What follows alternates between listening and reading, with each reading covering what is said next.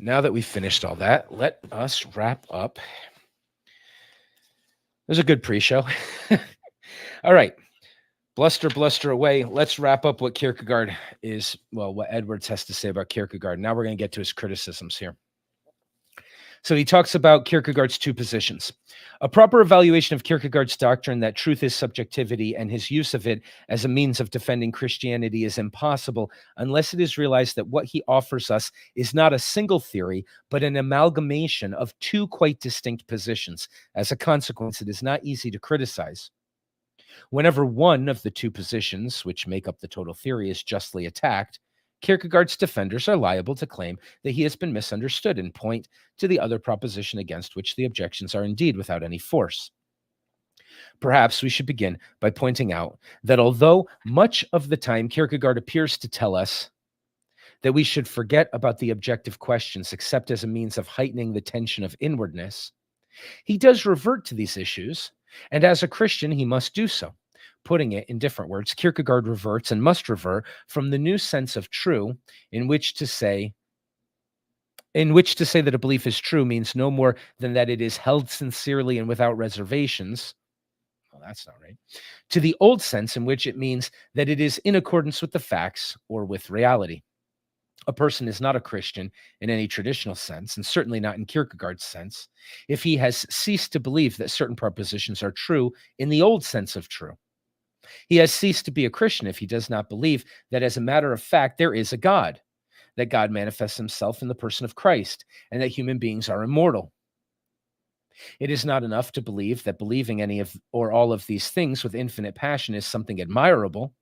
One should recall here what led Kierkegaard to his defense of inwardness in the first place, and what made him disparage reason as a tool in religious apologetics. Reason cannot give us certainty, but in a matter so all-important as our eternal salvation, nothing less than certainty will do.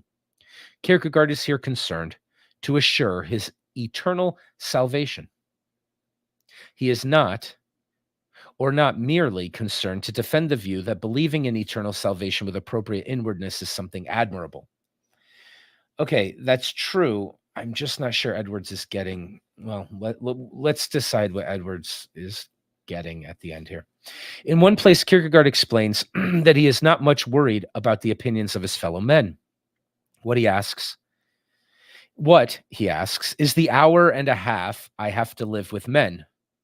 What but a brief instant compared with eternity? It is God's opinion and God's judgment that is all important. But woe unto me if the deity, quote, were to condemn me in my most inward man for the fact that I wanted mendaciously to be systematic and world historical and to forget what it is to be a man, and therewith forget what it means that he is the deity. Woe unto me in time, and still more dreadfully when he gets hold of me in eternity. Kierkegaard, you gotta love him. Socrates clearly understood this same thing, but Kierkegaard has to do it like an emo. It's fitting. We're not really trying to mock Kierkegaard here, but what's funny is that it's really all in Plato. You can really see Socrates understanding all of this and making this exact argument in the Credo and saying, did we not already agree that the eternally significant ethics questions are what we should care about, and the opinions of the many should mean nothing to us because of that? So in any case, Socrates does it with a smile, and Kierkegaard does it with fear and trembling. Probably fear and trembling is more appropriate, perhaps, but it's just funny to notice. All right, let us suppose that Kierkegaard was mistaken about the nature of God, and that what God prizes is intellectual rectitude and not the feverish inwardness that Kierkegaard valued so highly. Let us suppose that when Kierkegaard comes up for judgment, God addresses him with these words: "You led a miserable and contemptible life. The last man I judged was a Scottish philosopher. His name was David Hume, and I rewarded him with eternal bliss. He did not believe in immortality. He did not believe in my existence, and he most emphatically rejected the doctrine of the incarnation. He was right on the last point. For your information, Jesus was just a man, in many ways an admirable man, but he was not my son. Hume's unbelief in immortality and my existence were errors, but they were most creditable errors, since he followed the best available evidence, which is all that a human being can do. He followed the available evidence, although it took great courage to do so, since the conclusions were anything but pleasant. You, on the other hand, were a coward. You refused to follow the evidence and coerced all sorts of, of crudely fallacious theories to make yourself believe the pleasant conclusions that you would live happily forever. I detest such cowardness, God says in his hypothetical here. Because of my merciful constitution, I will not sentence you to eternal damnation, but will extinguish you anon. Before I do so, I will let you make a final statement. What do you have to say for yourself, you wretch? I very much doubt that Kierkegaard would reply, I stand vindicated. The fact that you are about to annihilate me and that, unlike David Hume, I shall miss out on eternal happiness is of no importance. I believed what I did without reservations. Hence, I was in the truth. Hence, I achieved the highest kind of life. The rest is of no consequence, right? That wouldn't sound like the motivation that he's using in his argument, right? On the contrary, Kierkegaard would regard himself as defeated and refuted, because although in the truth, quote unquote, in the subjective sense, it would now become apparent that he was not also in the truth in the objective sense, in spite of his numerous declarations to the effect that, quote, every trace of an objective issue should be eliminated. Kierkegaard just as often realized that as a Christian, he could not do this. When Kierkegaard reverts to the objective issues, he has a tendency to bring up a passionate involvement as some kind of evidence for the objective truth of the religious assertions. Thus, in one place, when he tells us that there is no systematic proof for immortality and admonishes us to have, quote, a most passionate interest in our eternal existence, he adds, quote, and precisely in the interest lies the proof. He definitely did say that, I remember.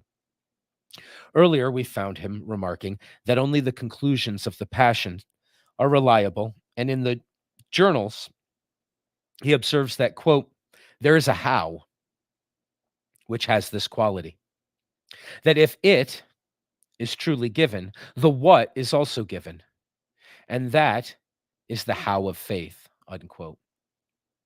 And we are furthermore assured that, quote, inwardness at its maximum proves to be objectivity, unquote. It should be noted that the conclusions of the Passion are not just passionate, they are also reliable. And reliable is obviously not a synonym for passionate.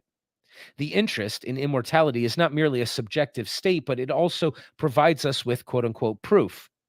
Inwardness at its maximum is not only inwardness, but also objectivity and the what of faith, though not the what of other mental states, is given when its how is truly given, which evidently means that if the believer is really subjectively in the truth, he is also objectively right.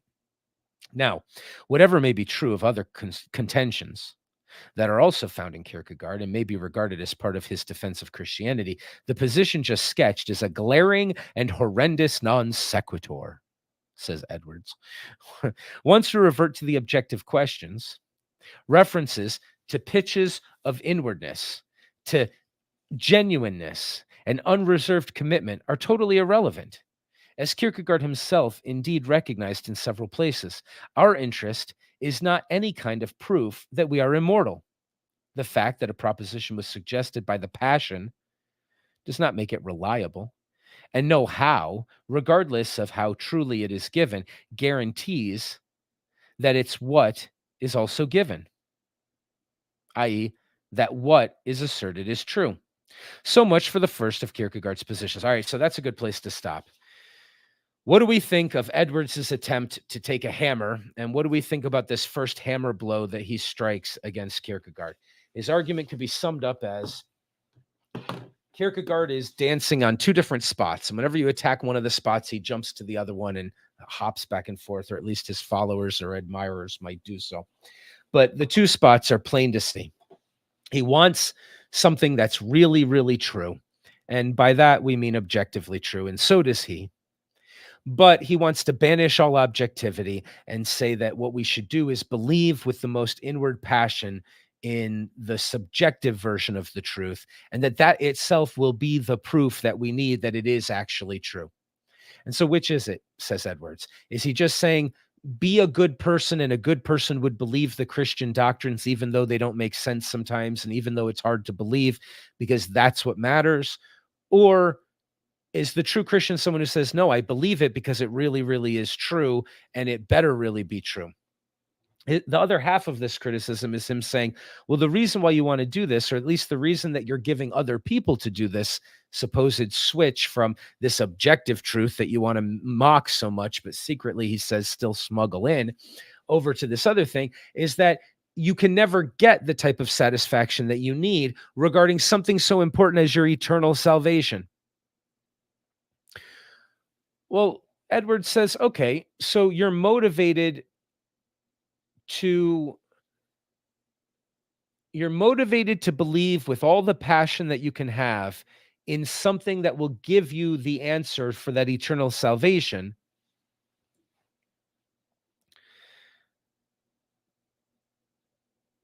But what if that's not objectively true? Right? I thought you wanted to banish all objectivity. Do you really mean it? Do you mean that if you live like that and you died and God said, "Oh, I'm Allah, I'm not Yahweh. You've been, to hell with you."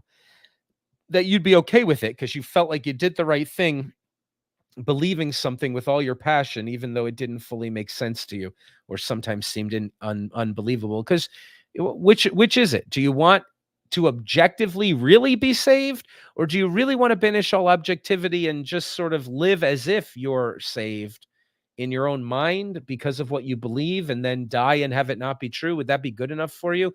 Doesn't that undercut the whole reason why you're doing it in the first place? So that's Edwards's attack. He thinks it's a pretty devastating one. I'm not quite sure it is, but it's certainly a well-formulated one. That's his first hammer blow against everything we've been reading lately from Kierkegaard. So what do y'all think? Were you admiring Kierkegaard before, and now you're thinking, oh, shoot, am I standing on quicksand? What's going on here? Did you also see some of these problems in Kierkegaard when we were reading him and wonder why would people, make these back and forth self-contradictory jumps like this? Is Edwards not understanding Kierkegaard properly? Did you understand him to be saying something different than what it seems like he was saying, or what it seems like Edwards thought he was saying?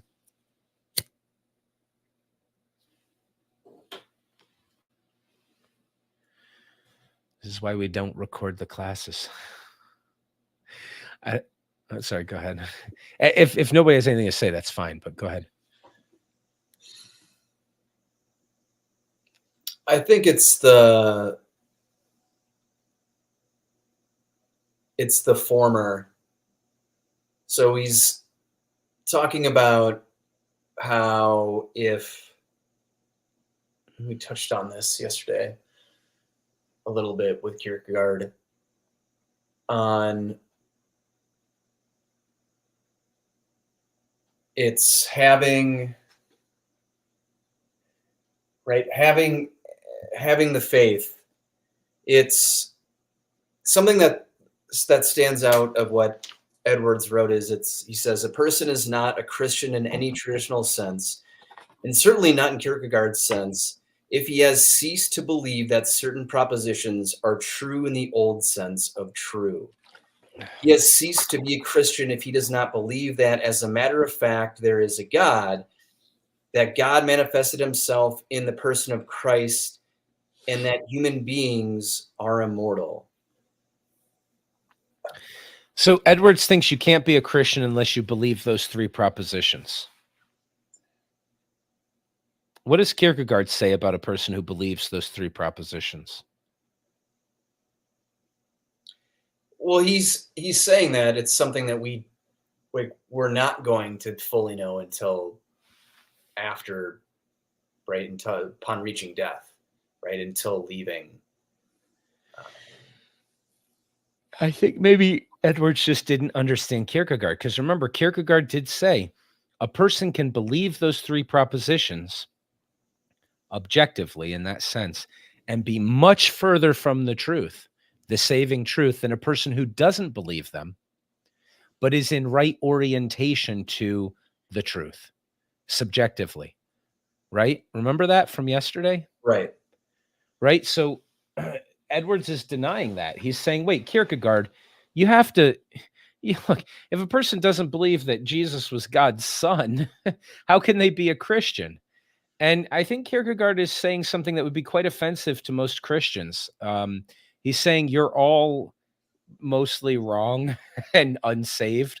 The more you're meditating on and going to church and repeating what you believe, the further you sound from the truth to me. I believe Christianity's correct, but I Right. don't He's think saying you're that you're just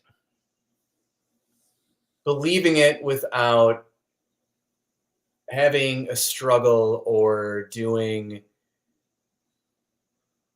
let's say, trying to live by, let's say, Christ's example. is it changing who you are? Just That might because someone reads you the Bible and you say, "Oh yeah, I believe that," therefore that it makes you doesn't work with the Bible, right. especially because if you read the Bible, it says the demons believe that Jesus was God's son. The demons believe that God exists. I mean, what you've just proven is that you're as good as the worst demon for believing those three propositions. They know all of that's true. They believe it. They have no problem asserting that it's true. And they tremble. They tremble just like Kierkegaard does. The Bible says the demons tremble before God and before his name. They know he exists. So congratulations to you, Christians. You're as if all you have in your Christianity is the assertion of facts like that, and you Right, believe them, right. you're about as Just good as a demon.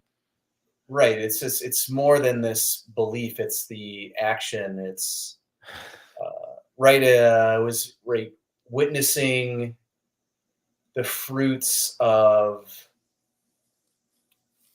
someone in action, right? How they carry themselves, how they treat others is going to goes far more or should go far more than just having this, these things that you recite and you believe because you've been told to believe them, but you have no other reason in believing them. You don't carry yourself in a way that really reflects these beliefs. Or even, yeah, that might be very common. Or even worse, you're just obsessed with trying to believe them, right? You're just like, I must say these things are true. I've got arguments that they're true. It's like you're missing the point for Kierkegaard, I think. Mhm. I think Edwards might interpret Kierkegaard as saying, well, that's all you're supposed to do is just really try to believe them. But no, what he means subjectively, because he says you could believe the wrong things about those propositions, but like Socrates, be trying to relate. Do you see how hard it is to talk about this, though? The reason why it's so hard is that it's Kierkegaard is by definition saying I'm talking about stuff that isn't propositional anymore.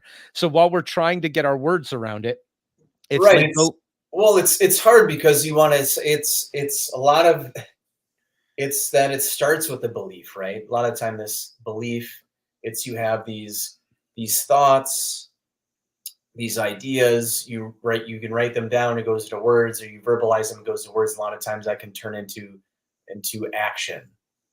So to come from a standpoint and say, well,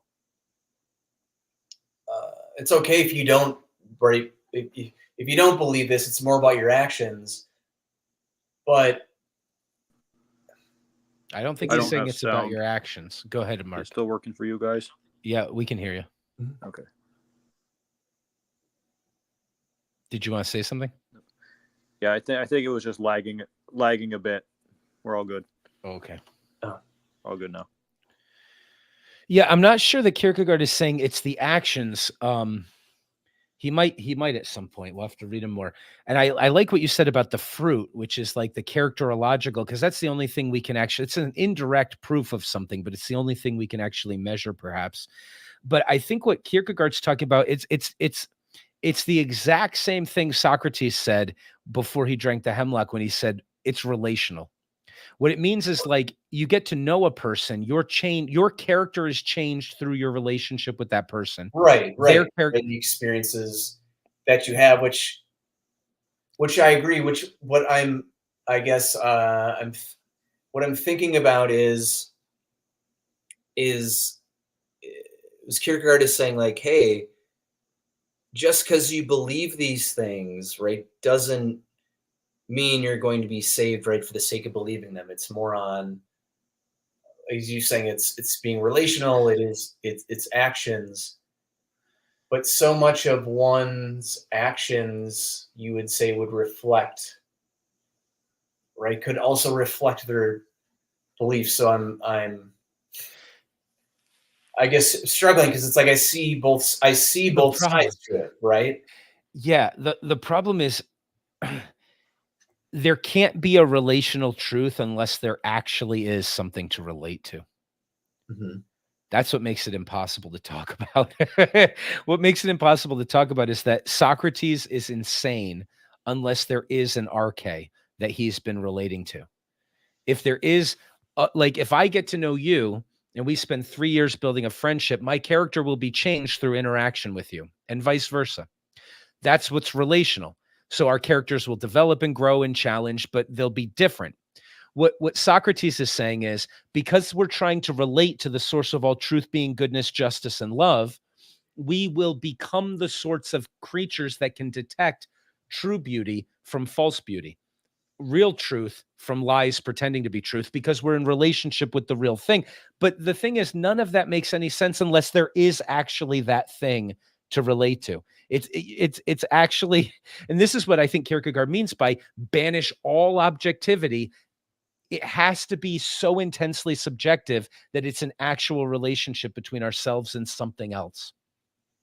So Socrates and Kierkegaard both think that there is a divine and you have to relate to it. And knowing it's there and saying it's there and preaching about it all the time and having all the correct doctrines means absolutely jack shit. And this is what Christ was talking about too. He says, many will come in that day and say, Lord, Lord, did we not cast out demons, heal the sick, and raise the dead and preach in your name? And blah, blah, blah. And he said, get away from me. I never knew you. Like Adam knew his wife. I never knew you. We never knew one another.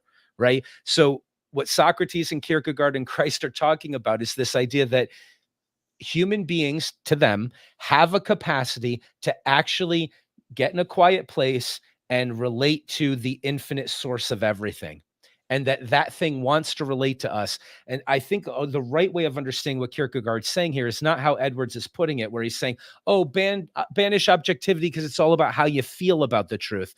I don't think that's what he means. I think he means have an experience, the infinite subjective is my subject interacting with this other subject, right? This other personality. Right. I think that's what he's about, but it's hard. It's impossible for the analytics to realize that someone can actually mean that. And it's impossible for us to talk about it without feeling like it's embarrassed or absurd or it's difficult. It's like, this has to actually be real or it's wrong. That's what it comes down to. There actually has to be a divine that we can relate to, or, Nietzsche, Socrates, and Kierkegaard, these existentialists are wrong. Nietzsche thought there has to be an infinite that we can relate to. So it's a heck of a thing, right? It's so obviously, if what Kierkegaard is saying, and he's using quotes here to talk about what Kierkegaard is saying. And I remember thinking some of these same objections when I was reading, especially this language of banish the objective and have this infinite passion. I'm really not sure I would use exactly that language to describe this. And maybe Kierkegaard is not saying what Socrates was saying. Maybe I think he was, but if what he was saying is what Edwards is describing him as saying, then I think Edwards is probably right. I don't think that's what Kierkegaard it means when he says this infinite bottomless passion, this like it's a living things out. It's just like the monkey jumping to reach the branch. That's the proof of belief. I believe I can make it by leaping out of the tree. Kierkegaard is saying we need to make a leap like that. We need to say, I'm going to turn away from living in this sort of easy to manipulate game where it's like I have the right ideas or the wrong ideas or can make arguments. We need to actually live this thing. And this is the way he's describing it.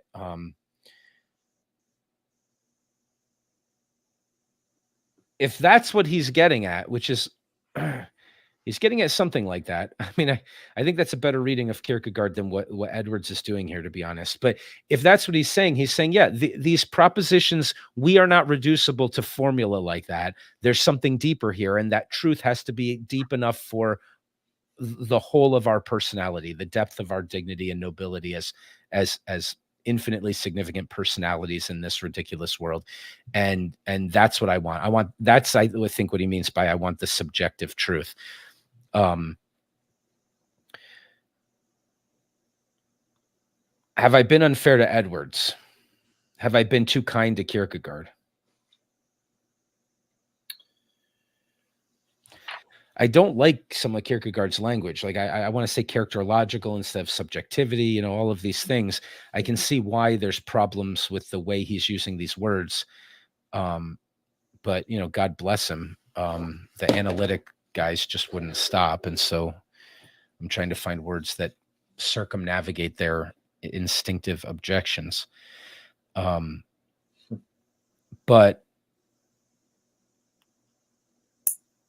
I do think that's what Kierkegaard means. I think he means they're again, Edwards is missing the part of what Kierkegaard said when he said you can have all of the right doctrines and sign your name to them and really believe them objectively and be farther from the truth than an honest person in a pagan culture who's trying to relate properly to the divine.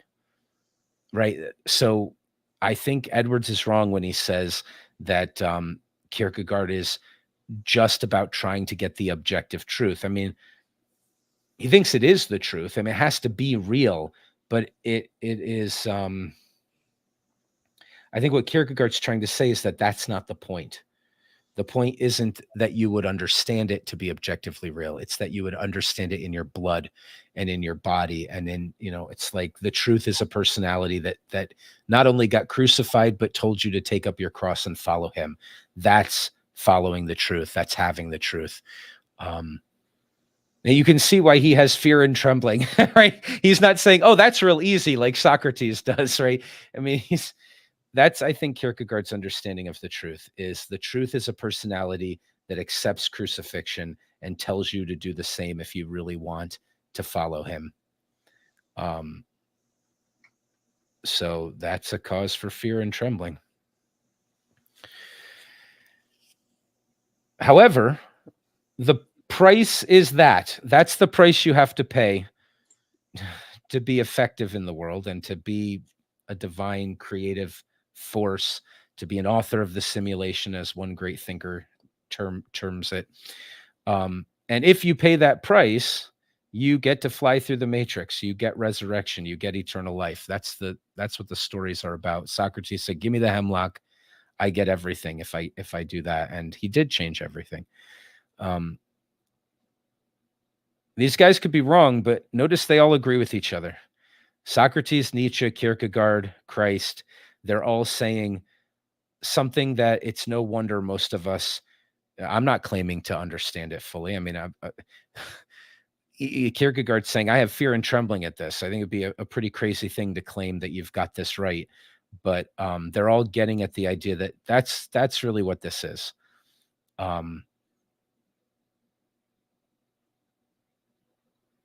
If you give up your life for the truth, you will find it again, and it'll be life more abundant.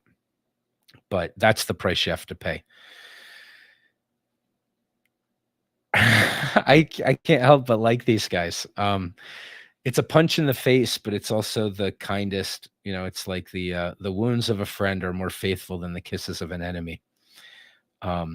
It's the kind of a punch that can leave you not unchanged. It'll it's more pleasant reading Socrates because he's so lighthearted about it all. But there is something to what Edwards is saying that I think, from the Christian standpoint of, if you don't even believe Christ,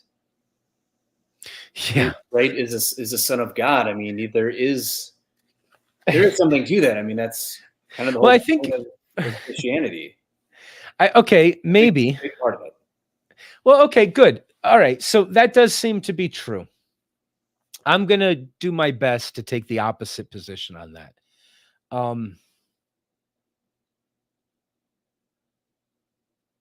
So let's do this debate together. If you'll play a game with me, we'll both take positions that maybe we don't necessarily hold. Sure. Let's have this conversation out. This will be a fun one. So for the purposes of this conversation, we're going to assume that Christian doctrine is correct. So let's assume that there is a God. He had a son. That son died. It's because of that we can have salvation in relationship with the divine or whatever. Some version of what we all understand to be the Christian message is actually true. That's the world we're actually living in, right? So we'll look around and say, okay, that's the world I'm in where that's the truth. Okay. And now you're going to say to me, if you don't believe some set of propositions like that, you can't have eternal life. You can't be a Christian, right? That's the language that Edwards is saying. How can you be a Christian if you don't believe those things are true objectively? Right. And one way it would be, if you don't believe in Christ, then how are you going to have a relationship with God? And Christ is the example of the combination of the infinite and the limitation of man. Well, okay, good. Well, if Christ is the combination of the infinite I am with the limited mortal man, if he is that thing, why can't I have relationship with that thing without calling it Christ? Do I need to say his name properly for him to relate to me? What else would you call it? Well, I mean, if let's say I was born in a Hindu society and I think everybody around me is wrong and I want to find the true God, but I don't have the Christian message and I don't have a priest telling me to believe certain propositions, but I'm naked and I'm bowing before the divine and I'm asking it to relate to me and speak to me. And I give my life up to say, I'll do whatever you tell me to do. And can God relate to someone who isn't saying his name properly? Is there a verse in the Bible, if we're going to assume the Christian Bible is true, is there a verse in the Bible that says God can't relate to people who understand him as that which is infinitely beyond us and yet wants relationship with us and so is willing to do whatever it takes to make himself understand the limited? If he understood it that way instead of as the story and the doctrines or whatever, is there, again, we're not even arguing, could it be true? We're saying, is there something in the Christian way of understanding things that says that that can't be true if we understand the Bible? Because Christ himself said, he didn't say, you shall know them by what doctrines they say they believe in. Paul said, any spirit which preaches the opposite of Christ crucified is not of God. So there's something propositional in that, and that's in this Christian text. But it's not clear to me that someone who says, my conception of God is the divine sacrificing everything to understand and relate to the limited as anything other than saying the name of Jesus. That's saying the name of Jesus a lot more than a person who thinks of Jesus like a rabbit's foot and says, if I say Jesus, Jesus, Jesus, things will work out, right? Like, right. I would agree. There's some who would say, well, and it would be bias from the side of Christianity of saying, well, if you don't know Christ, then how can you not know God and not have the experience? I mean, that's our bias for our thought experiment, right? Okay. The bias for our thought experiment is that's true. That's objectively true. Christ is what made it possible. He is the thing that made it possible for the infinite and the eternal to have relationship with us. So we already know that that's true, but does that entail that someone has to know that that's true in order for it to be true for them? That's the difference of Kierkegaard's two truths. Do you have to say, I believe that proposition, or does saying I believe the proposition mean nothing? And what you actually have to do is relate to that thing. If it's true in your life, that's the point Kierkegaard's saying. What Christ said is it doesn't matter. He didn't say you shall know them by what propositions they affirm. He said you shall know them by their fruit, which means if you're hanging out with this character, your character will be able to exhibit love and patience in a way that you wouldn't be able to if you weren't relating to the divine, because he's the source of those things. That's his character, is the fruit of the Spirit, is love, joy, peace, patience, those things. If you have those fruits, you are showing.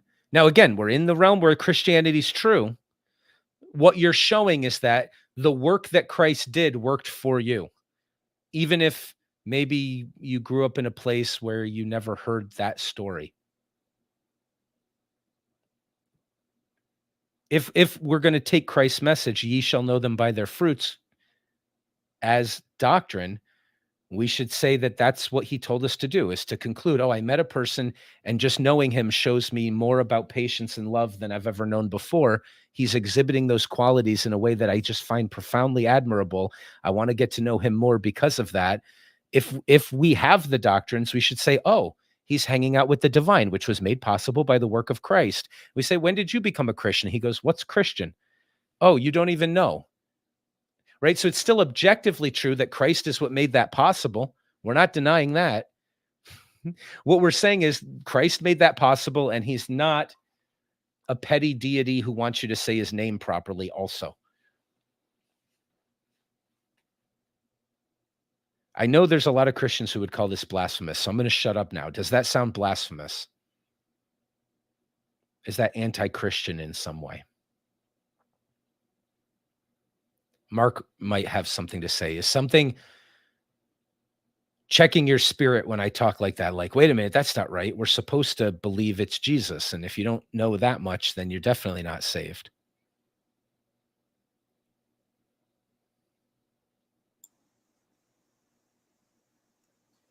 I mean, that's, see, some would, but it's, I don't know. I mean, looking at, stepping outside from them, looking at like the different religions, right? It's like a lot of them, there's common theme. They have a lot more in common than they do of how they differ, right? So it's like the underlying themes are right, are the same. And I think you could say somebody was Christ-like and they may have never heard of Christ. Yeah, this notion of Kierkegaard's is the tip of the finger cannot touch the tip of the finger. It's this Buddhist symbol, and what it means is this exact idea of you can't wrap this around with words. It's something. It's something. It's something beyond the objective propositional. But again, Kierkegaard could be wrong. Maybe Aquinas is a better Christian because he's got the arguments for why it's all objectively true, and that's what you're supposed to do with your life, is believe it objectively rather than live it. But Kierkegaard wants to say, Nietzsche said this, these existentialists are a pain in the butt because they're really a challenge. Nietzsche said, what matters belief and what matter believers? Holy cow, right? The notion is like a God worth worshiping doesn't really give a damn if you say you believe something, but that's also in the scriptures. That's in Christ's message. Many right. shall come. You could, as I was saying previously, the actions, you could spot someone's beliefs by their actions. You may not be 100% accurate, but at least some principles that they have or that they live by. You could say, I could say that was a good man. They care about people. They want to treat, someone Good. how Good. that they want to be treated. And so I certainly understand where it's saying, look, what are these beliefs in believers? Because if there is no action, if it's all rhetoric, if you're just this talking head, certainly, but I would say that the actions would speak for one's beliefs without having to voice them. Good. So when you listed off examples of actions, I would choose not to use the word action, right? Because an action could be something like rescue the drowning child from the ocean. It's like, well, people can do that for a billion different reasons, right? What does the action actually tell you about the person? Well, clearly it's a good action. None of us are going to disagree for a simple utilitarian reason. It's better to stop a child from drowning. But what does that really say about your character? But when you started listing what you meant by actions, you were talking about characterological qualities. And I think that's exactly what Kierkegaard's talking about. And that's exactly what Socrates was talking about. I think that's what Christ meant when he said, "You shall know them by their fruit." It's the reason why I don't want to use the word action is that it's close to propositional in that sense, which is I can say I believe the propositions, and what does that matter? Well, I can say these are the right ways to act, and that's maybe a little better. But what you meant by action was exactly what Socrates and what Kierkegaard are talking about, which is a way of being in the world, right? It's a manifestation of being the you know, the Han Solo character is the Han Solo character, and there's no explanation for why he's like what he's like. He just is that thing in the world. And the idea of Christianity is that you're supposed to relate to the truth until you're the sort of person who, like you said, will take certain actions. But it's not about doing a certain thing so much as being the type of person who exhibits these types of qualities, the fruit qualities, right? We were trying to talk about characters like this before, and it's like, okay, an actor has to it's not like an actor goes on stage and does certain things and that's how they manifest the character. They think in a certain way, they twitch in a certain way, they walk in a certain way, they manifest a way of being in the world that is much more profound than just I did the thing in a robotic way, right? um But that doesn't matter because that's not what you meant by action. What you meant was this other thing, and I think that that's exactly what Kierkegaard's talking about is, um, the sort of a character who exhibits patience and love is the sort of a character that is awakened by the divine through relationship with him. And if Christianity is true, that relationship is only made possible, as the Christians have discovered, because God was willing to make himself limited and break himself into pieces so that he could understand uh, what we are and bridge the gap between us and him. That can all be true. And it's not clear that, so Kierkegaard's point is it's not clear that saying you believe that's true means anything. He even says that. He says, we live in this horrible time where everybody now knows the truth. He says, everybody knows what the truth is. And the problem is anybody trying to live it? Is that it's not about acting a certain way. It's about being the type of person. You don't need to like say, what would Jesus do in this situation? It's I'm the sort of person, whatever I do, that'll show you what Jesus would do in this situation, sort of a thing. Like not to be a clone of Jesus either necessarily, but to be someone and not in the matrix anymore, someone who is awakened and can have expression of the divine part of their character. Um, I think I'm trying to talk about Christianity in a way of conceptualizing it that I think is much more in line with the way that Kierkegaard is trying to think about it and like what he's aiming at. Um, I think it would be something like that.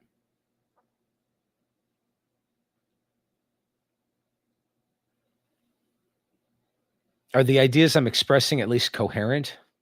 I'm not saying we have to agree with it or disagree with it. I'm trying to get at something that's intensely subjective to the point where it doesn't matter. Like again, Kierkegaard says, well, this is all objectively true. Who gives a damn if you think it's objectively true? What you should do is be so divorced from consideration of that that you actually have it, that you are it, that you are a part of the manifestation of it being true, but you're a subject. So that is the subjective truth.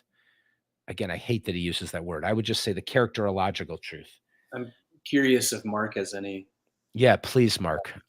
This should either be bothering you or exciting you the most right now.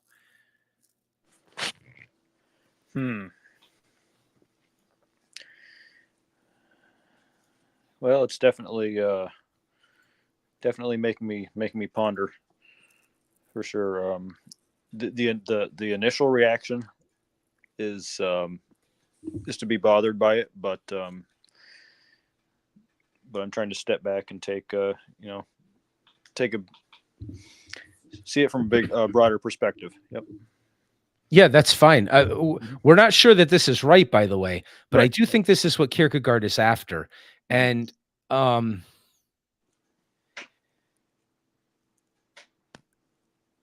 do think it's in line with, maybe I'm not the right person to talk about theological concepts, but I do think it's in line with Christ's idea of many will come in that day and say, Lord, Lord, did we not believe all these things? It's like, did you take up your cross and did you follow him?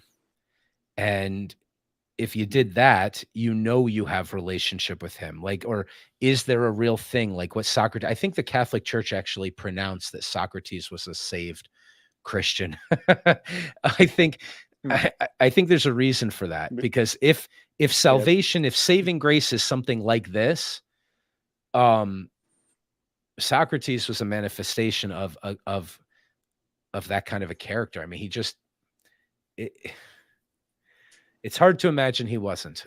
It's in any case, if that's what it's really about, in which case, we can understand why Kierkegaard has fear and trembling. It's like, holy shit, maybe believing things doesn't even mean anything. And Nietzsche clearly thought that. It's not clear that Kierkegaard necessarily, he says he wants to banish the objective consideration entirely, which again, there's something kind of crazy about that.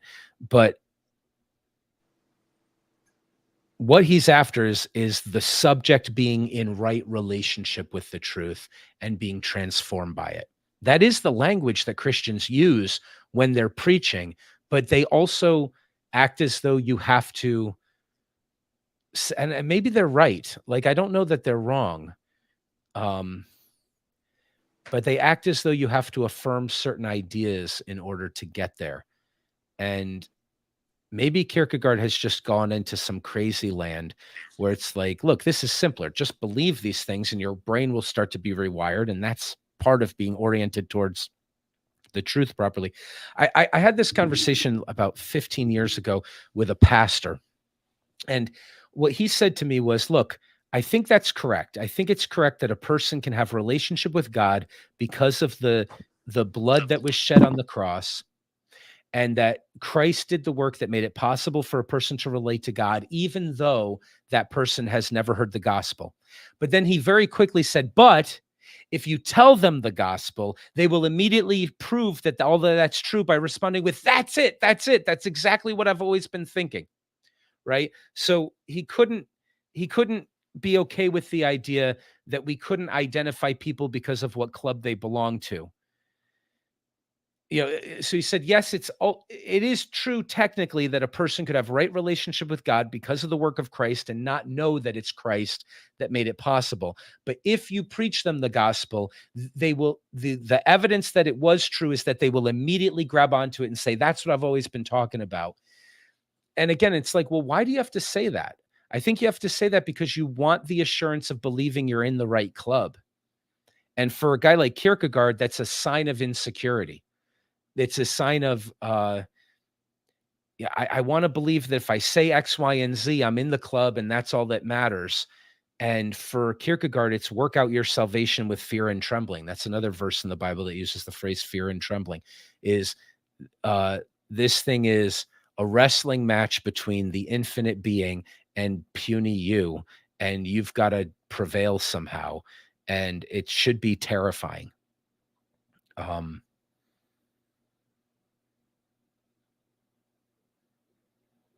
But there's another set of objections that come from those Christians that are in the more traditional church world than I am, which is they basically think that the type of talk I'm using right now is basically demonic. It's like a negation of the Bible, a negation of all that they know to be true. And it's just say Jesus, there is no other name but Christ by which men can be saved. And that's what you're supposed to say you believe.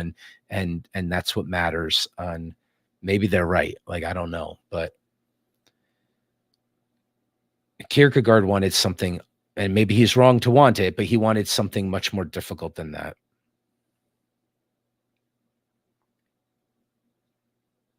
In any event, I think Edwards doesn't understand what Kierkegaard's about in his first attack.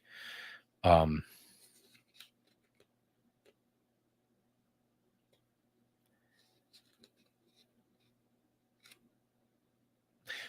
there's the way Kierkegaard uses the language, there does seem to be a contradiction there as far as, do you want this to be objectively true or not? I think he wants it to be objectively true, but he doesn't want to believe it in that realm. He wants to believe it subjectively, which is just a harder challenge.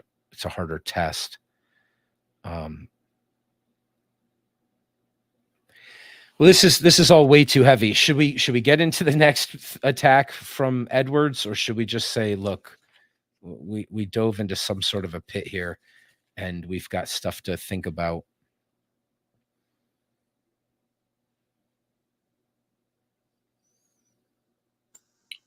I'd say let's go on to the next one. Okay. Let's together. Good. That's right. It might help. So much for the first of Kierkegaard's positions. The other amounts to praise of inwardness, of genuineness, and lack of reservations in one's belief as the highest kind of life, accompanied by a recommendation to avoid all questions of objective evidence in religious matters. It is difficult to suppose that Kierkegaard, as a believing Christian, could seriously adopt this position, but many of his remarks do seem to imply it. In any event, this position does not embody any fallacies. Now, however, we do not have a position that has any resemblance to theology or supernaturalism, or to the Christianity that Kierkegaard evidently wanted to justify in the first place. What we now have is a value judgment, a piece of moral or perhaps psychotherapeutic advice, which is consistent with the most thoroughgoing atheism. We no longer have the claim that there is a God, or that any of us will enjoy eternal bliss if we behaved in a certain way. Instead, we have the claim that if we believed these things, or perhaps, like the idol worshiper, certain other things in the right frame of mind, we would have achieved the highest kind of existence. To say that only a believer can attain the highest form of existence is not at all the same thing as to say that what the believer believes is true in the ordinary normal sense of true is the case. The following analogy may help to make this clear. We get what you're saying. Let us imagine a psychiatrist who holds the view that the best safeguard against neurotic symptoms is intense and unqualified faith of some kind. If, for example, he has a patient who is a Stalinist, but whose faith is wavering, he will do his utmost to restore his patient's attachment. He will counsel him, among other things, to read books like this study of the Soviet Union by Sidney and Beatrice Webb, or the former dean of Canterbury's notorious whitewash, The Socialist Sixth of the World, and to avoid certain other books like the writings of Kostler and Bertrand Russell. He will urge him to associate with certain people and definitely not to associate with certain others, to attend certain meetings and definitely not to attend certain other meetings, and so on. If he has a patient who is a follower of Ayn Rand, but who has begun to have doubts about the lady's wisdom, the psychiatrist will take measures to allay the doubts and restore the original allegiance, and he will proceed in a similar fashion with restive Protestants, Catholics, Jews, Trotskyites, Scientologists, Maoists, and whatever other waverers he should encounter. It is obvious that this psychiatrist is not himself committed to any of the faiths which he tries to strengthen in his patients. It may be objected by this analogy is not fair to Kierkegaard, since what he praises is not blind and ignorant belief, the retention of faith by means of deliberately shutting one's eyes to unpleasant facts, but rather belief in spite of a full awareness of difficulties and objections. It is only through an awareness of such difficulties that the maximum tension can be achieved. There's justice in this observation, but it does not affect the only point at issue right now.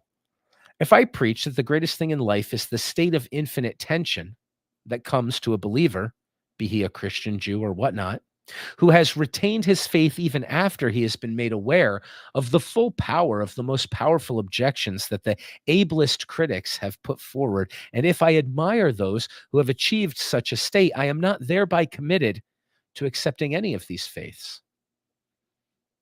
It would be perfectly consistent for me to dismiss them all as illusions or nonsense, though they would be illusion and nonsense that happen to be means of achieving the greatest things in life.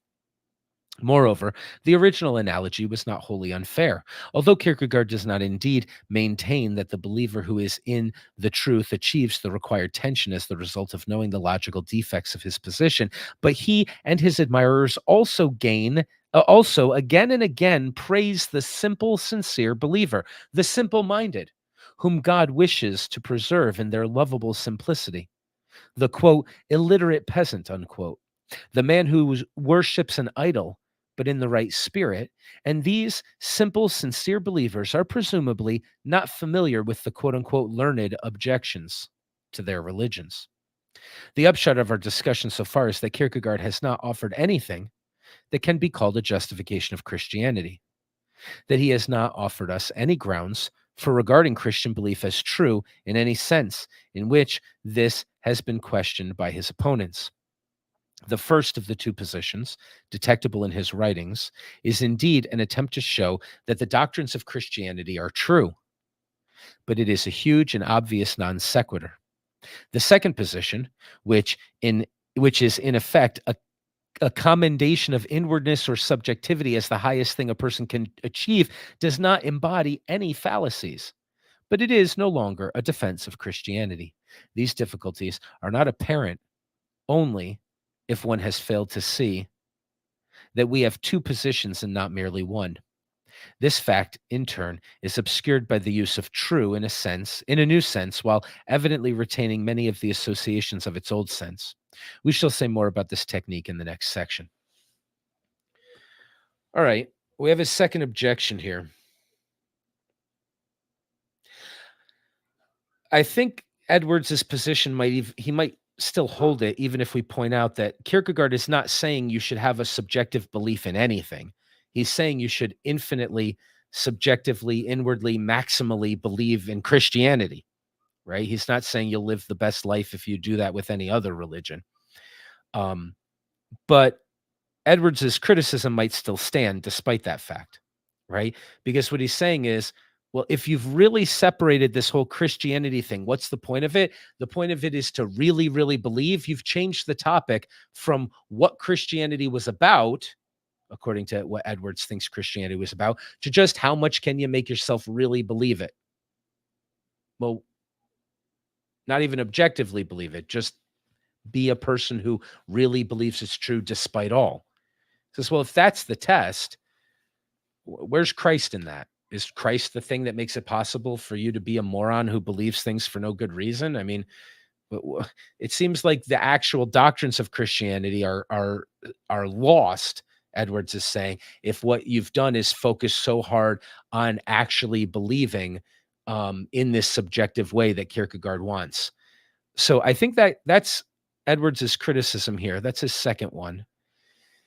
And I think it would still stand as a criticism, even if we point out that Kierkegaard doesn't think he's saying you can do that with anything. He's saying do that with Christianity. That's the truth.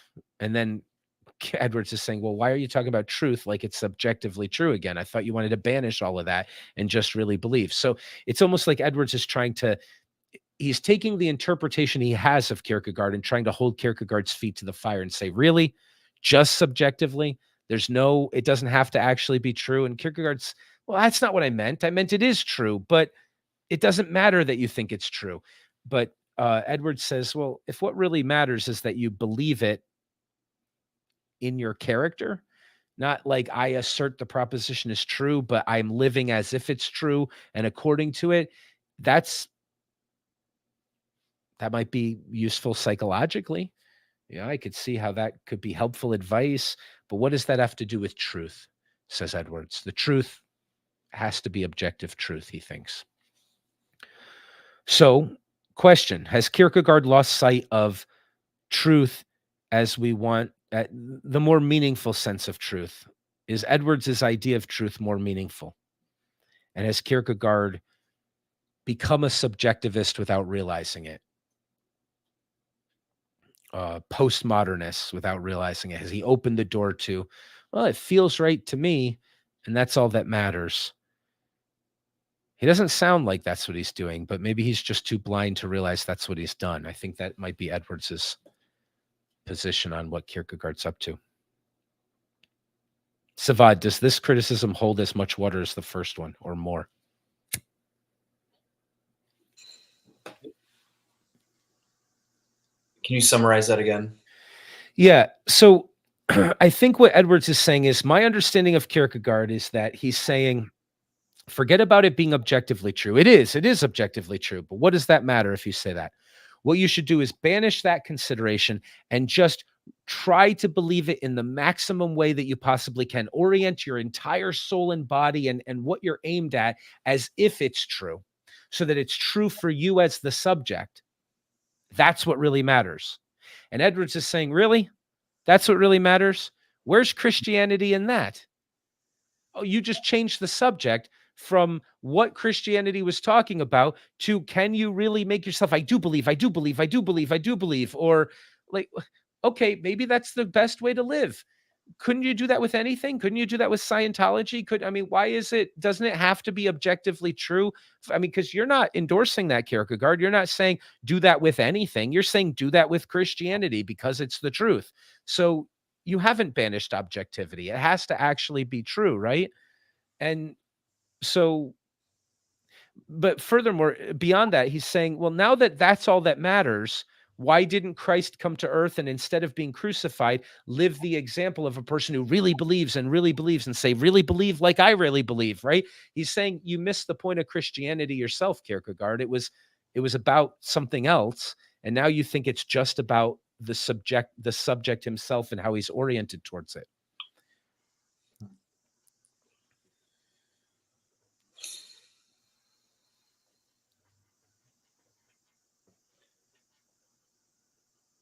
I suppose that part of the problem is when you use that language, as you mentioned, as a subject. It can be interpreted that way. Yeah, I think Edwards is the one who's blind here, to be honest. Yeah. They call it the passion of the Christ. Christ did do that. He came to earth and he passionately acted like the type of character who really was a manifestation of this all being true. That's what Kierkegaard's saying. He's saying, if you want to really believe the objective truth of that, take up your cross and follow him. That's what he means by maximally believe it, like in who you are, not just in what you say you believe. He said, forget about that. Be the thing. And I don't see that I think that might be the point of Christianity. I think Kierkegaard might have actually gotten it in the exact part where Edwards is saying he missed the point of it.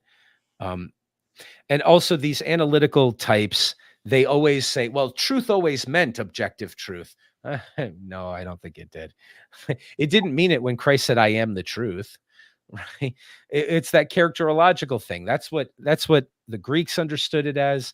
That's what all the mythopoetic stories understood truth as, a personality and not a proposition. And then the analytics are like, well, we live in this post-Cartesian scientism age. This is what truth always meant. It's like, no, it only meant that very recently, I think. And these existentialists are trying to get us back to a more profound, in my opinion, idea of what truth is as a way of being. Again, I really also have trouble with Kierkegaard saying the objective truth doesn't matter. I think it has its place. Right. But in comparison, I agree with him. It doesn't matter. I like his comparison of the guy who says, I believe all these statements and doesn't live in a true way. Doesn't live a Christ-like, loving. Right. It's like the guy who goes to church, he goes home, beats his wife. Yeah. It's like shit. Yeah. And they're always going off about how much they believe, right? They can't stop talking. God is all that matters. The glib asshole who can't stop talking about how he knows the doctrine of the end times properly. And you have to believe in Jesus. You have to believe in Jesus. You have to believe in Jesus. It's like, there's a reason nobody, even good Christians, don't want to be around that guy. It's because he's trying to earn a reputation that his life doesn't deserve. Right. That's the type of I mean, that's not everybody. I mean, there are clearly people who can be passionate about Christ. I mean, we've been talking about him quite a lot just because Kierkegaard's making us, perhaps, but we've been talking about these things. It's not like you can't talk about it, but the person who has to talk about it, the street preacher who says everyone's going to hell but me, repent of your sins. It's like, what are you up to, buddy? Like, Right. What are you covering for? it's like the woke thing. And that's a type of psychological insight you'll get from Kierkegaard. It's like, wait a minute, you're going on and on and on about this because it isn't true for you. That was it's not true. Your husband doesn't satisfy you anymore. So you have to insist that everybody praise him as a great man all the time. Why do you keep going on and on about that? Because it isn't true for you. You don't feel it anymore. It's not real.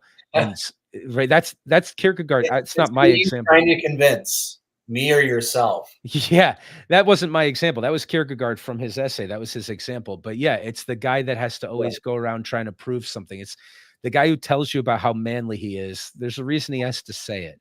It's because it's not true, right? Like, it's just, you don't need to talk like that if it's the case. But Kierkegaard believes it's true. It's not like Kierkegaard is, I think Edwards is misunderstanding Kierkegaard. Kierkegaard isn't saying, for all I know, Christianity is bullshit, but I'm going to believe it as hard as I can because that'll make the best short-term 80-year life for me while I'm here on earth. He's not saying anything like that. He believes it because he fully expects that after he dies, he'll be embracing the one with which he's been having a passionate relationship his entire life. He actually expects that is objectively true. But what gets him to that place is knowing God, like Adam knew his wife. Is that knowing relational thing is what really matters for Kierkegaard. And I'm just the analytic philosophers like Edwards, just, I don't know, they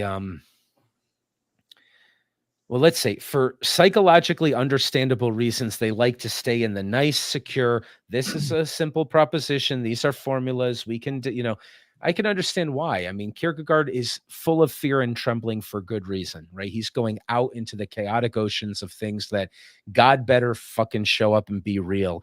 Or, when Nietzsche does it, Zarathustra better be able to accomplish this thing or whatever. These guys are going out into, they're going out into oceans where things are not secure and where the rubber hits the road.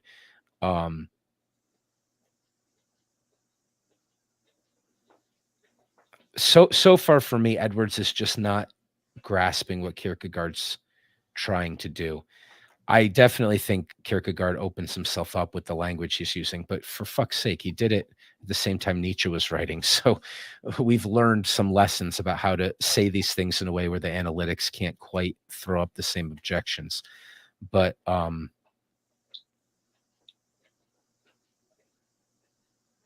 don't think Edwards understands. I don't think his criticisms are landing. They're pretty good. They're close. I'm sorry. Go ahead. No, I wasn't going to say anything. Okay. All right. So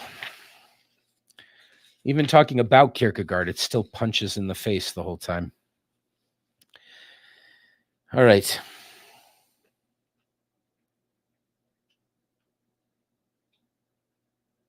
This is why we needed Dr. Tartaglia here today, because he would do the best defense of Edwards, and he would cause me to have to.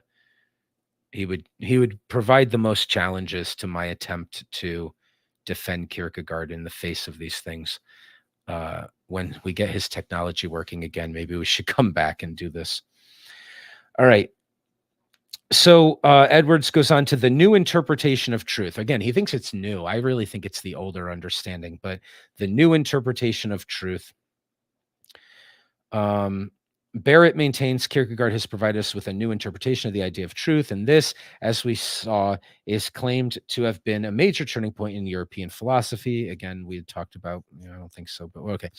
The clear suggestion is that Kierkegaard has made a great discovery of some kind. In actual fact, Kierkegaard's quote-unquote new interpretation of truth is not a discovery of anything whatever, but an exceedingly misleading redefinition of a familiar word which is then made by some of Kierkegaard's admirers rather than by Kierkegaard himself, the basis of a fallacious reply to the critics of religious belief.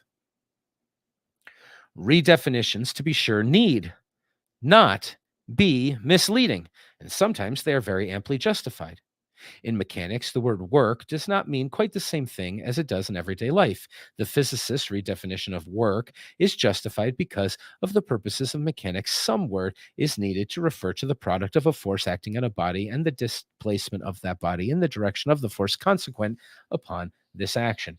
And the ordinary meaning of work is not too far removed from this. Again, whether he realizes it or not, Freud, in effect, redefined the words desire and motive in such a way that it became possible to talk of unconscious as well as conscious desires and motives.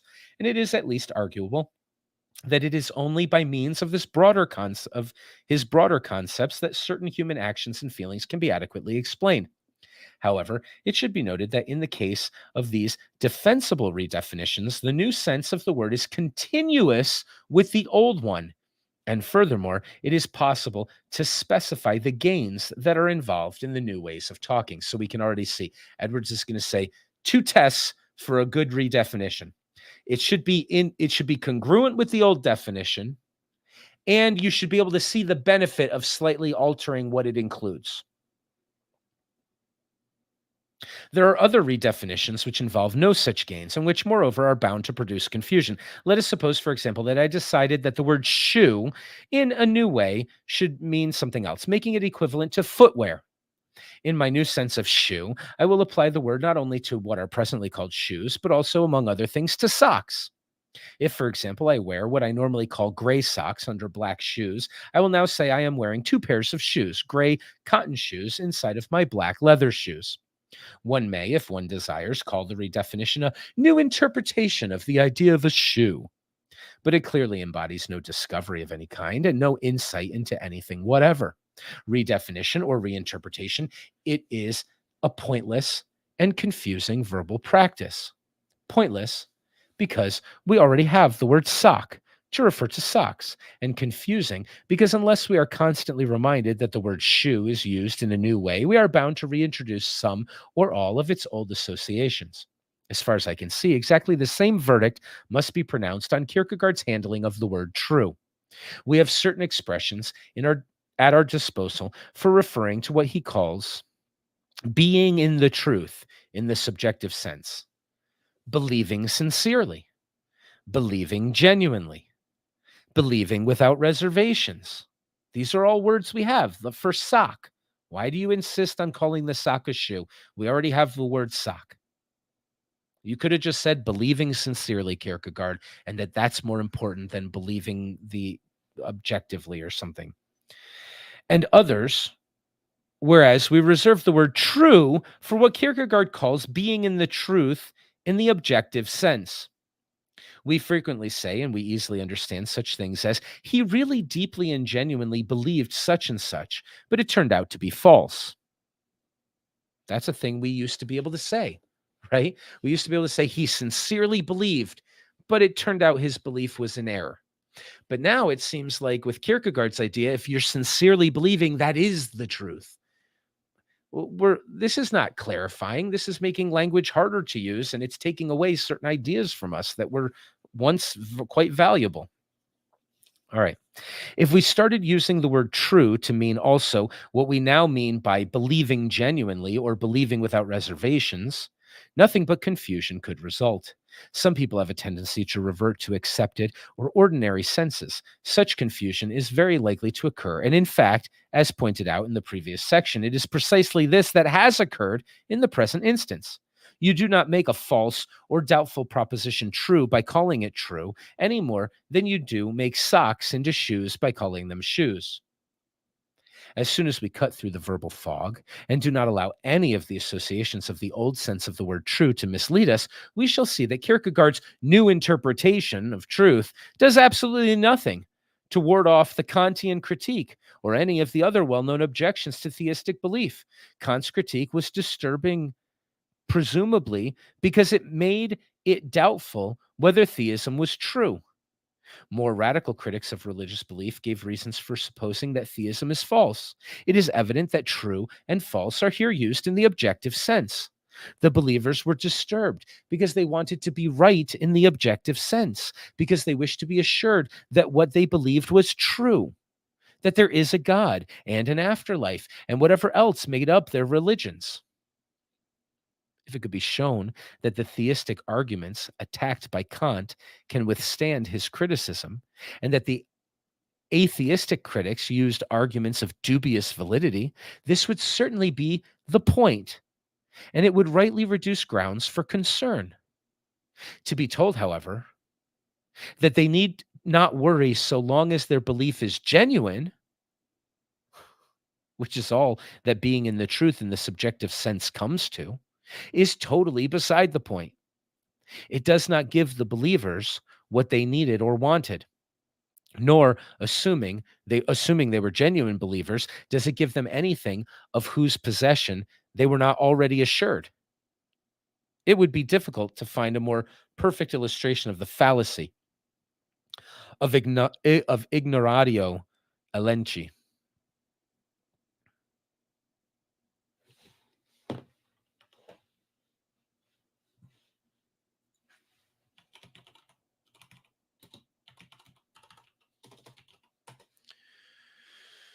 A logical fallacy which consists in apparently refuting an opponent while actually disproving something not asserted. Okay. It's always a red flag for me when someone uses the Latin phrase of a fallacy to act like they won a debate. That is the argument he's making, though. Ignorance of the elenchus. The nature of the refutation. Okay. So let's go on. William Barrett tells us that, strictly speaking, subjective truth is not a truth that I have, but a truth that I am. This kind of truth is not a truth of the intellect, but of the whole man, unquote. Calvin O. Scragg, another prominent American existentialist, remarks that, quote, truth is not something which I possess or have, but rather something which I am and live. In his book, Existence and Freedom. These weird ways of talking do not in any way improve matters, either for Kierkegaard or for the believers whom he is supposed to protect. For ultimately, all that is ever meant by these locutions is that the believer's belief is genuine. I really don't think he's right about that. Okay.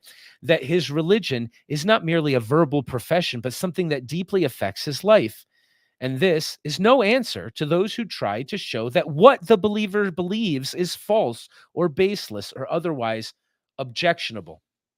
So, first of all, if Edwards is correct in his interpretation of Kierkegaard, Edwards is right. Like, his criticisms here are very, very good if he's understood Kierkegaard correctly. But that would be worth highlighting, right? Instead of going back into how I don't think he's understanding Kierkegaard correctly, let's highlight if what Kierkegaard is saying is some subjectivist idea that it doesn't matter what you believe in so long as you believe it genuinely. Well, clearly that's bullshit. I don't think that that's what these existentialists mean when they say the truth is something you have to live and that you have to be. I really don't think that's what they mean. But that's all that Edwards can understand them to mean. I don't think Edwards is being dishonest here. I think he's missing the point. And since he's going to use Latin phrases of fallacies, it's a non sequitur. I think he's missing the point that they're trying to get at. But maybe I'm wrong. Maybe he'll give an argument for why that's all they could possibly mean. I know that Kierkegaard opens himself up to it by the way he talks, but the other existentialists perhaps do a better job of being picky with their language. And I really don't think that's what they're about. I don't have to go into it again, but I think for Kierkegaard, the idea that the truth is something that has to be true to the core of all of who and what you are as a personality isn't I have to believe it to the bottom of my shoes. It's I have to be it. And that's a very different thing than believe sincerely in the sense of, right? So let's illustrate just how good Edwards's argument is against this other idea, if it is what Kierkegaard is saying. He's saying, look, you're trying to defend faith. A bunch of critics came around saying, ooh, the Bible's not correct. Ooh, Jesus never lived, whatever. They could be right, they could be wrong, but they're providing arguments for why you should give up on your faith and give up on your beliefs because they're wrong. And Kierkegaard comes in and says, I shall rescue all you Christians.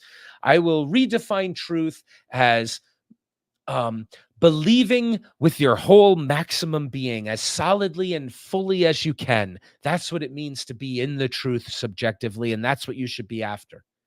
And Edward says, wait a minute. They already believed. You haven't given them anything. Also, if they felt that their beliefs were being attacked, it's because they wanted to believe them as objectively true, and you're telling them not to worry about that. But you haven't staved off the arguments. You just told them, don't listen. Just keep believing anyway. Like, believing sincerely is what really matters. That's Right. not. And what type of belief is that? Yeah, you believe because you keep blocking out all the ideas that would make you realize it's not true. I mean, like, okay. Right. Whereas there should be a struggle.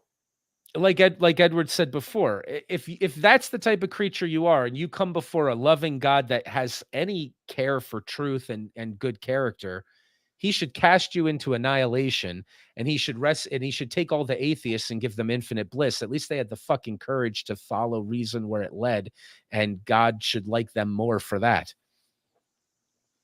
They're not lying on purpose to themselves.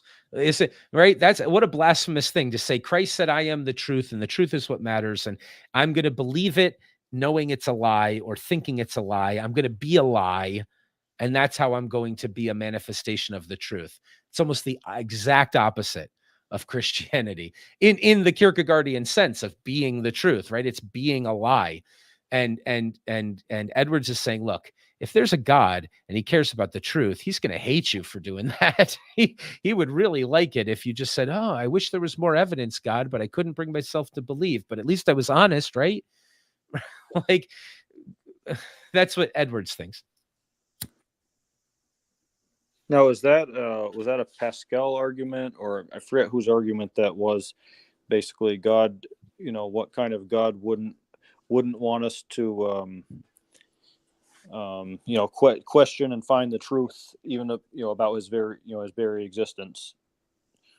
So Bertrand Russell, in the sense of deciding that the existence of God is not positively proven enough to believe in him, there's a lot of atheists who say that. Bertrand Russell made that point. Christopher Hitchens used to borrow that point from time to time, which is the idea that, well, a God who cares about truth will admire me for not being a sycophant who said, well, I'll believe just on the hopes that it gets me heaven. But where's the truth in that? Wouldn't you be more confident going to a God who cares about truth and saying, well, you shouldn't have hidden yourself so well. I would have happily believed in you could I have found reason and evidence to do so. But, I wanted to be truthful and honest, and I didn't see anything convincing. And so I lived my life not believing in you because you weren't there. Why did you take such pains to hide yourself? And a God who cares about truth would like that second person a lot more than the one who says, oh God, I worked so hard to believe in you, even though I thought it wasn't true and couldn't really make myself. And okay. A God worth worshiping isn't as impressed with that first person, they would say. Again, I don't think that's what Kierkegaard is actually talking about. But if that is what he's talking about, Edwards wins.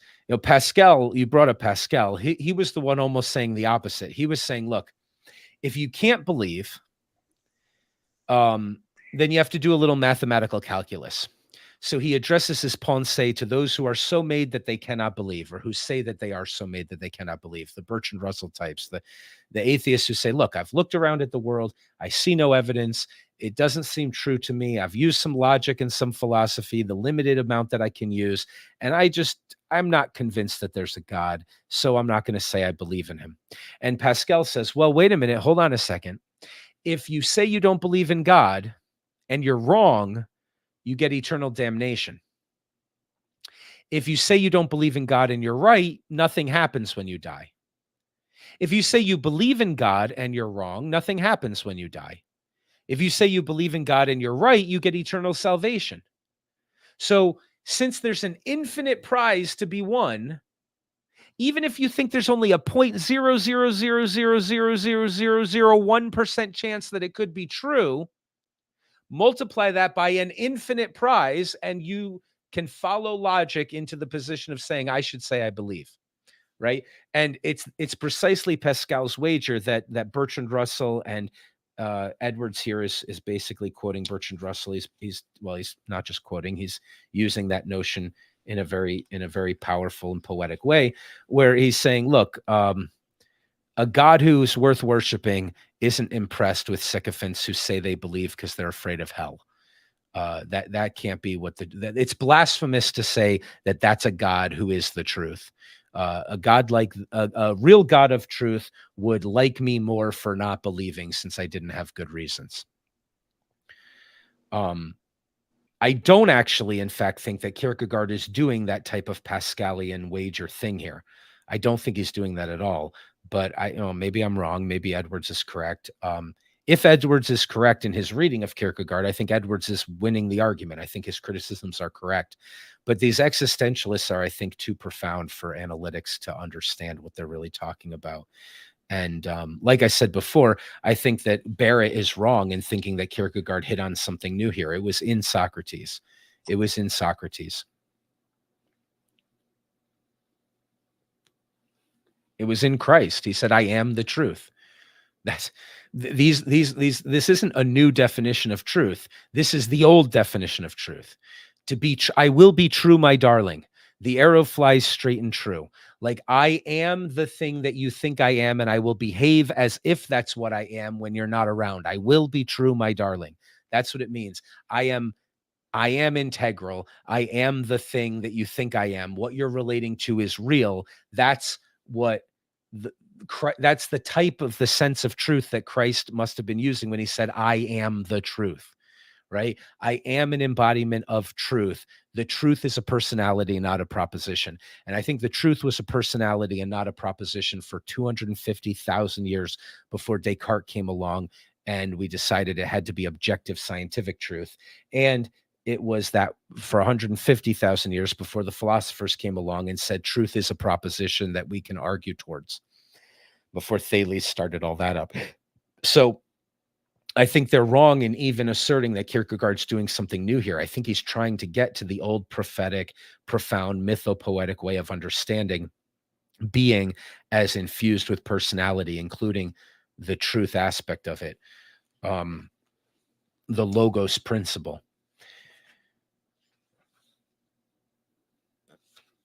Which is depicted in ancient Greece as Zeus on the throne, providing the destinies and proper relationships of the other personal forces that are divine and float above us, that are a part of making up our being, or the logos principle. In the beginning was the logos, and the logos was with God, and the logos was God. John 1:1, right? It's like this logos thing is what we were after long before we decided to restrict our consideration of truth in order to do the philosophical game to things that are propositional. And I think the existentialists are trying to get us back there.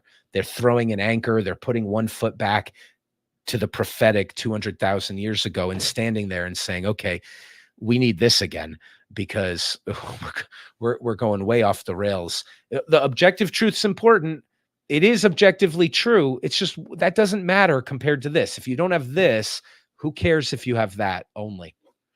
I think that the analytics just can't see what the existentialists are about. But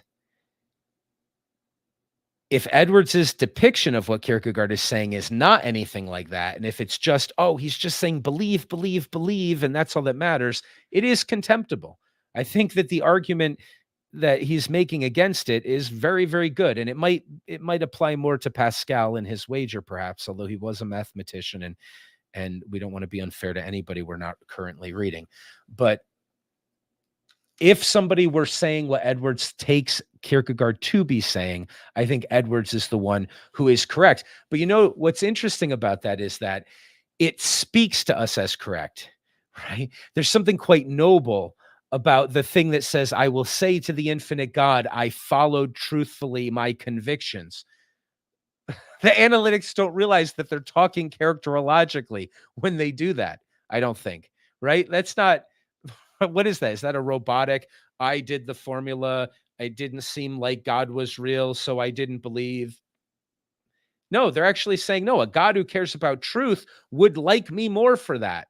Well, you're talking about personal relationship. You're talking about characterological. You're talking about a way of being for the divine and for you. And there's ethos in all of that. And the existentialists recognize that aspect of the conversation. The analytics participate in it, which is why they're very profound. They're worth studying. It's quite encouraging and exciting from time to time, and they have great things to offer. But it's because they're wrong about this objectivity is the be all and end all of everything. They're not even living it. They're sometimes manifesting quite a courageous logos, right? They're bringing a logos to this, right? When Bertrand Russell says, asked, he's an atheist, a famous atheist, and he's asked by these Christians, and maybe these Christians are sycophantic. Maybe they're like, I don't want to go to hell. I'll say I believe. I'll say I believe. I do believe. I do believe. I do believe. I do believe. And they're coming to him and they're saying, what if you're wrong? And then you go to hell, right? He says, if I'm wrong, I will look at this God that you're pretending you believe in, the one who cares about truth, and I'll say, I didn't see enough evidence. I would have agreed. I'm being honest. Doesn't that matter to you? So Bertrand Russell is understanding a God who is the personality of truth better than the Christians who are trying to challenge him. The reason why there's power and ethos in what he's saying is because he's wrong. It's because, well, we don't want to pick on Bertrand when we're not focusing on what he's saying either, but it's because the analytics are wrong. It's because there is something powerful about actually caring about the truth despite the consequences and saying, I'm committed to where my best understanding of getting to truth will get me, and I'll call that good, even in the face of eternal damnation or mortal death or anything else. That is actually what the Christ Logos thing is about. I will be crucified until I say, Lord, Lord, why have thou forsaken me? He's facing the worst damnation in order to be the truth, right?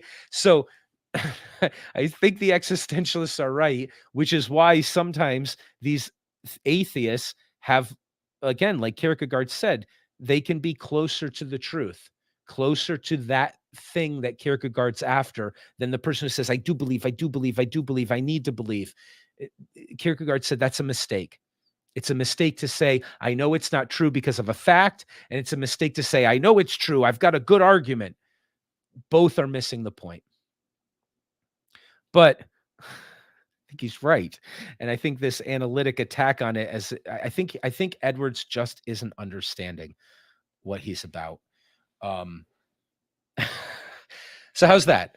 Have I been unfair to everybody now? I've been unfair to Pascal. I've been unfair to Bertrand Russell. I've been unfair to everybody.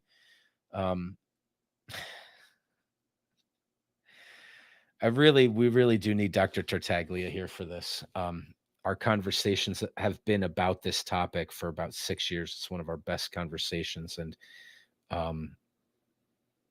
it's quite good. Ugh. Wow. The world's a crazy place. All right.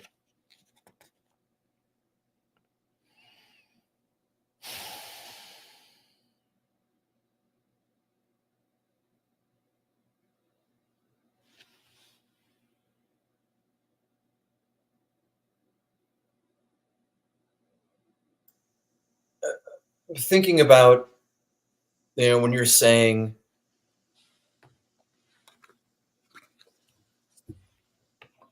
aren't you trying to think who used, is that example, and you're saying these Christians are saying, "Aren't you afraid you're going to go to hell?" He would say, "I would say to this God, well, I just didn't see enough evidence." Who are you talking about again? Bertrand Russell said that Edwards came up with this idea in his criticism of Kierkegaard to illustrate that the objective truth would matter. But Bertrand Russell did that. Hitchens used to do it from time to time. Lots of atheists have made this argument. Right, but it's like when the response to be like, what? Wouldn't God want somebody who has faith? Like, so his response is, That's well, what Kierkegaard would say. Kierkegaard would say that. right. Bertrand Russell is saying, okay, I have no faith. I'm illustrating that you Christians who are afraid of going to hell if you don't say you believe also have no faith. And I'm saying between the two of us, I think I'll fare better in God's judgment than you will. But that's completely relying on Kierkegaard's entire formula without knowing it. Like, it's the reason why that's powerful and why it's like a punch in the face to the Christians who are doing what Kierkegaard is trying to punch. He's trying to punch the same Christians in the face and say, look, you say you believe it and you're really rejoicing in the fact that you say you believe it. A God worth worshiping doesn't really give a damn what you say you believe. It has to be way more real than that. So, yeah, Kierkegaard would say, well, you should have faith. That would be better than either of those two. But he also would say, yeah, Bertrand Russell's closer to the truth. In fact, you can actually see it in his understanding of a personal God that would make the judgment the way he says he would make it shows that he has more of an understanding of a personality that cares about truth than the Christian who happens to say, well, I'm afraid of going to hell, so I'll keep saying I believe. And Kierkegaard saying, yeah, that's closer. That's maybe Bertrand Russell has more faith than we think he has. He's exhibiting an understanding of the type of character that it could be the truth. So what is something Dr. Tartaglia would be a point? Maybe if you could... Okay, well, so Dr. Tartaglia would absolutely be highlighting what Edwards is saying here about the idea that we already have words. Okay, stop changing words. Dr. Tartaglia completely believes that anybody talking like this is, look, we know what truth means. Truth means the objective truth. It means the propositional truth. It means that thing I said is actually mapping onto reality. And that's all that it ever could mean. There is no deeper truth. Art is entertainment and it's fun, but it's not telling you truth. The truth has to be a proposition that you can say, yes, it's true, or no, it's false. But it has to be a proposition to be a candidate for truth in the first place. And so what you're doing is you're playing a word game. And then notice we already have words for being oriented towards an idea, genuinely believing without reservation. Why are you calling socks shoes just because you want to say that all you need are socks in order to have shoes? Like, what, you're messing up language. And he's said all of that to me before. I can't tell you all he would say because he needs to be here. But I'm sure he would highlight that. He would have said it before we read any of this, because he's definitely has brought that objection up a lot.